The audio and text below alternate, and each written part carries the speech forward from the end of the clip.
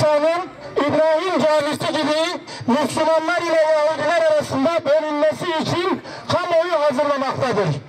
İsrail yönetimi şu sıralarda Mescid-i Aksa'nın bölünmesi için parlamentoda çalışmalar yapıyor ve bu tür uygulamalarla Müslümanların nabzını ölçüyor. Peygamber Efendimiz sallallahu aleyhi ve sellemin 3 kutsal mescit dediği Mescid-i Aksa'yı geçen hafta tamamen kapatan Siyonist İsrail terör devleti Mescid-i Aksa'ya girmiş, içeride bombalar patlatmış, mihrabı çiğnemiş, kadınları yerlerde sürükleyerek dayak atmış, çocukları dövmüş ve maalesef Kur'an'ımıza saldırıp yere atarak çok çirkin bir saldırıya daha imza atmıştır. Kahrolsun İsrail! Kahrolsun İsrail! Kahrolsun İsrail! Kahrolsun İsrail! Kahrolsun İsrail! Kahrolsun İsrail! Kahrolsun İsrail! Peki bunun suçlusu kim veya kimlerdir? Suçlusu birlik olamayan Müslümanlardır. Müslümanların derneklerinin başkanlarıdır. Tahtlarında oturanlardır. Saraylarında oturanlardır.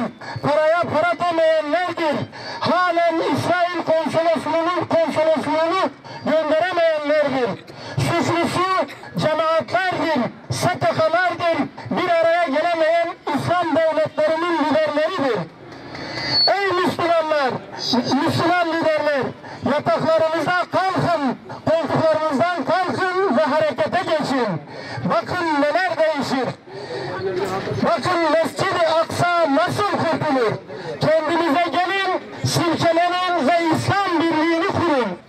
Hükümetiyle, milletiyle, sivil toplum örgütleriyle Türkiye, Filistin konusundaki hassasiyetini artırarak devam ettirmeli.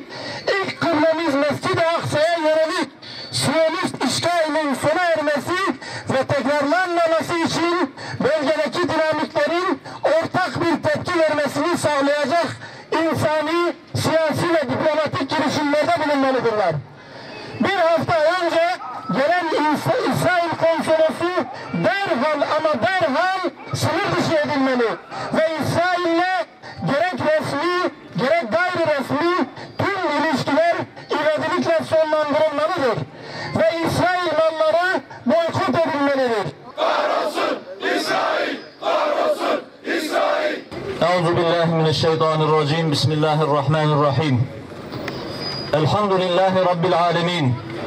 Vel akibetu lil muttaqin. Ve la udvane illa alel zalimin. Ve salatu ve selamu ala Resulina Muhammedin ve ala alihi ve sahbihi ecma'in. Ya Rabbel alemin, halimizi sana arz ediyoruz. Dağınıklığımızı sana şikayet ediyoruz. Sen Müslümanlara vahdet nasip eyle. Bu vahdetin çizgilerini sen belirlemişsin. Resul-i Ekrem Aleyhisselatü Vesselam belirlemiş. Her ikisinin getirdiği din çerçevesinde ölçüleri taşırmadan vahdet nasip eyle Allah'ım.